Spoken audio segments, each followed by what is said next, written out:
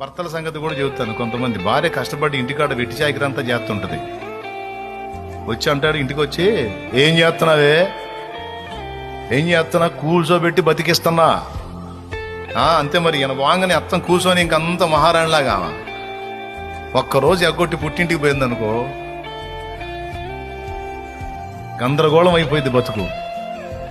కనీసం ప్లేట్లోకి ఫుడ్ కూడా రాదు. పోయి ఏ హోటల్ దగ్గరకు పోయి ముష్టెత్తుకోవాలన్నట్టు అయింది పరిస్థితి.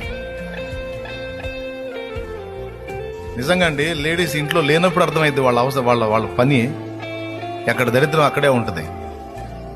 వాళ్ళు కనబడకుండా మనకంటే డబల్ చేస్తారు వాళ్ళు. ఆడవాళ్ళు ఫిజికల్గా కూడా గట్టిగా ఉంటారు వాళ్ళు, తెలుసా మీకు? ఏదో తగ్గించుకొని ఊరుకుంటున్నారు కానీ కోటింగ్కి రిటర్న్ కోటింగ్ పడిందంటే 3 రోజులు లేవు. దేవునికి స్తోత్రం కలుగును గాక.